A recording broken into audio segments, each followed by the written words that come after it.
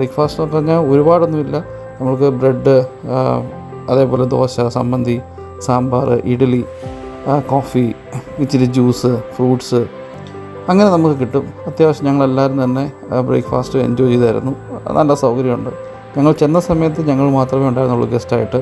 അത് കഴിഞ്ഞപ്പോഴത്തേക്ക് കുറച്ച് ആൾക്കാരൊക്കെ വന്നു തുടങ്ങി. നല്ല എക്സ്പീരിയൻസ് ആയിരുന്നു നമുക്കത്.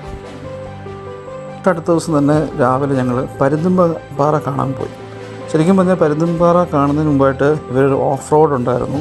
അത് ഹോട്ടലുകാർ തന്നെ അറേഞ്ച് ചെയ്തതാണ്. നമ്മളൊരു ഓപ്പൺ ജീപ്പിലാണ് പോയത്. ഓഫ് റോഡ് ശരിക്കും പറഞ്ഞാൽ ഭയാനകരമായിരുന്നു. എന്നെ സംബന്ധിച്ചിടത്തോളം ബോഡിയൊക്കെ ഭയങ്കരമായിട്ട് പെയിനായി. വീടുള്ള എല്ലാവർക്കും ബുദ്ധിമുട്ടായിരുന്നു. നമ്മളങ്ങനെ ഓഫ് റോഡ് കഴിഞ്ഞ് ചെന്ന് കാണുന്ന വ്യൂസാണ് ഇത്. ഇങ്ങനത്തെ 2-3 ലൊക്കേഷൻസിൽ നല്ല മലയും കാര്യങ്ങളൊക്കെ ഉണ്ട്. ഓഫ് റോഡ് ശരിക്കും പറഞ്ഞാൽ നല്ല ഓഫ് റോഡാണ്. നമുക്ക് ശരിക്കും പറഞ്ഞാൽ ദേഹം ഇളകി ഒരു പരുവാവും. നല്ല ജീപ്പിലാണ് പോകുന്നത്. നമ്മൾ പലപ്പോഴും വിചാരിക്കും ഇപ്പോൾ നമ്മൾ ജീപ്പ് മറിഞ്ഞ് താഴെ പോകുമെന്ന്. അതുപോലെ പക്ഷേ ഡ്രൈവേഴ്സൊക്കെ വളരെ എക്സ്പേർട്ട് ആൾക്കാരാണ്. ഓഫ് റോഡ് ഇഷ്ടപ്പെടുന്നവർക്കൊക്കെ അതൊന്ന് ട്രൈ ചെയ്യാവുന്നതാണ്. ഇനിമേൽ ഞങ്ങൾ അവിടെ നിന്ന് നേരെ പരുന്തുംപാറയിലേക്ക് പോയി. പരുന്തുംപാറ പറഞ്ഞാൽ നല്ലൊരു ടോപ്പ് വ്യൂ ആണ്. വലിയൊരു മലയുടെ മണ്ടയ്ക്കാണ് നമ്മൾ ചെല്ലുന്നത്. നമ്മൾ ചെന്ന് കഴിയുമ്പോൾ കാണുന്ന ഒരു വ്യൂ ആണ് ഇപ്പം നമ്മൾ കണ്ടുകൊണ്ടിരിക്കുന്നത്. നല്ല ആംബിയൻസാണ്. മഞ്ഞൊക്കെ ഇങ്ങനെ കയറി വരുന്നുണ്ട്. നല്ല തണുപ്പാണ്, നല്ല കാറ്റാണ്.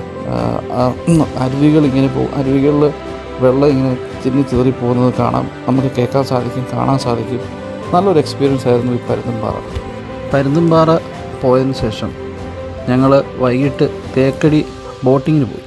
ഞാൻ തേക്കടി ബോട്ടിങ്ങിനുള്ള ടിക്കറ്റ് നേരത്തെ ബുക്ക് ചെയ്തിട്ടുണ്ടായിരുന്നു. ഞങ്ങൾക്ക് 2 പേർക്കായിട്ട് 2 ഫാമിലിക്കും ബുക്ക് ചെയ്തിട്ടുണ്ടായിരുന്നു നേരത്തെ തന്നെ.